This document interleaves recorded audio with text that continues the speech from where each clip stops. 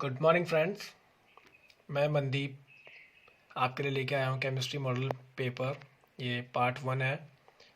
Physics के मैंने अभी तक 8 पार्ट अपलोड कर दिए हैं और अभी भी 2-3 पार्ट्स रह गए हैं।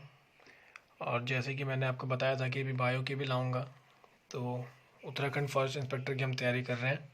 मैं खुद इसकी तैयारी कर रहा हूँ। तो चलिए शुरू करते हैं हम अपना केमिस्ट्री का मॉडल पेपर पार्ट 1। जिसने भी अभी तक मेरे फिजिक्स के पार्ट 8 नहीं देखे, प्लीज़ चैनल को लाइक, शेयर और सब्सक्राइब कर दें और I press the bell icon please, ताकि मेरी नोटिफिकेशन आपको मिलती रहे। तो चलिए शुरू करते हैं। पहला question, pressure cooker works on the principle of. जो प्रेशर कुकर है वो कौन से प्रिंसिपल पे वर्क करता है? आपके पास 4 सेकंड है, ऑप्शन भी पढ़िए आप और मैं आपको आंसर बताऊंगा। आप ऑप्शन पढ़ लीजिए, वीडियो पॉज करके भी आप पढ़ सकते हो। तो चलिए इसका आंसर देते हैं। Option A, elevation of boiling point of water by application of pressure. जो बॉइलिंग पॉइंट होता है उसको उड़ा देते हैं प्रेशर से। Next question 2, why do 2 ice blocks joins to form 1 blocks when pressed together. कभी भी तो आपने देखा होगा, आइस के जो 2 ब्लॉक्स होते हैं, आप अगर उन्हें जोर से प्रेस्ड करोगे तो आपस में चिपक जाते हैं। बताना है क्यों। ऑप्शन आपके सामने है, 4 सेकंड का टाइम है, बताइए आंसर। तो इसका आंसर है option A, melting point of ice is lowered with increase in pressure. Melting point जो होता है इसका वो कम हो जाता है जब प्रेशर बढ़ता है। Next question, a student by chance mixed acetone with alcohol, the mixture of acetone and alcohol can be separated by. किसी स्टूडेंट ने एसीटोन और अल्कोहल का मिक्सचर बना दिया है। अब बोला है सर ने कि उनको अलग करना है, बताइए कौन से प्रोसेस से? Filtration, separating funnel, frictional crystallization और फ्रैक्शनल डिस्टिलेशन। तो आंसर है आपके सामने option D, fractional distillation. Next question 4, calcium carbonate is naturally available as a limestone and can also be synthesized from quicklime. It is seen that the compositions of elements in both the natural and synthetic calcium carbonate is same. The validity of which one among the following laws is confirmed by this observation. बताना है आपको कि जो calcium carbonate है वो हमें पता है कि लाइमस्टोन के उसमें मिल जाता है और हम उसे सिंथेसाइज कर लेते हैं क्विकलाइम से भी। पर जो इन दोनों के बीच का कंपोजिशन है नेचुरल और कैल्शियम सिंथेटिक का, तो बताना है कि कौन सा लॉ इनमें फॉलो करेगा। Law of conservation of mass, law of definite proportion, law of multiple proportion और एवोगाड्रो लॉ। तो बताइए इसका आंसर है option B, law of definite proportion इसका आंसर है। Next question, the purity of milk is determined by. दूध की शुद्धता बतानी है आपको। Option A hydrometer, option B lactometer, option C stalagmometer, option D thermometer. जैसे कि आपको पता ही है इसका आंसर ऑप्शन बी है। तो चलिए next question, question 6, which one among the following statement regarding the properties of mixture and compound are not correct. जो मिक्सचर और कंपाउंड की जो प्रॉपर्टीज़ हैं उनका आपको बताना है कि कौन सी गलत है इनमें से।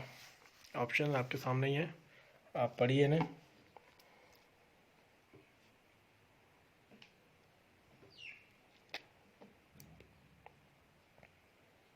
आंसर है option D, energy is either absorbed or evolve during the preparation of mixture but not the preparation count. ऐसा कुछ नहीं है, एनर्जी दोनों में ही एब्जॉर्ब्ड और इवॉल्व होती है, चाहे वो मिक्सचर हो चाहे वो कंपाउंड हो। Next question, when a milk is churned vigorously the ice from it is separated out due to।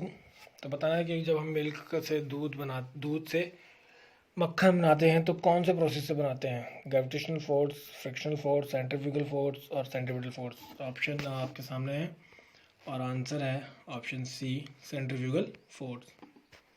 Next question, question 8, statement है physical change in matter brings change in its composition and nature. Reason physical change involve interconversion of states and colour. तो बताइए दोनों statement सही है गलत है, एक सही है एक गलत है, या फिर पहली स्टेटमेंट सही है रीज़न फॉल्स है, या फिर स्टेटमेंट गलत है और रीज़न सही है. तो इसका आंसर है ऑप्शन डी. स्टेटमेंट गलत है पर फिजिकल जो रीज़न है इसका सही है. Next question, chromatography is based on which of the following. जो क्रोमेटोग्राफी होती है वो कौन से प्रिंसिपल पे बेस्ड करती है? Different solubility of different substance in different medium, same solubility of different substance in same medium, different solubility of different substance in same medium. both A और B. तो आंसर है इसका option C, different solubility of different substance in same medium. मतलब जिस अलग अलग solubility और अलग सब्सटेंस की जो अलग अलग solubility होती है वो एक ही मीडियम में होती है, वो क्रोमेटोग्राफी में बेस्ड होती है. Next question, the product of equivalent weight and valence of an element is equal to. Valence weight और वैलेंस जो भी प्रोडक्ट होता है वो किसके इक्वल होता है? Vapour density, specific heat, atomic weight और मॉलिकुलर वेट. तो मैं आपको बता दूं कि मॉलिकुलर वेट क्या ही इक्वल होता है product of equivalent weight and mass, वो वैलेंस.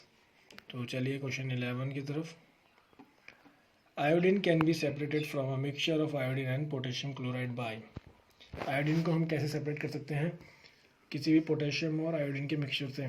सेडिमेंटेशन, बी ऑप्शन है, filtration, C sublimation, D distillation. तो आंसर है इसका option C, sublimation process. Next question 12. Statement है all compound contain more than one element. बिल्कुल जी सही है, ऑल कंपाउंड और हाइड्रोजन मिक्सचर. बिल्कुल गलत. तो इसका आंसर है ऑप्शन सी, स्टेटमेंट सही है बट रीज़न गलत है. Question 13, latest discovered state of matter is.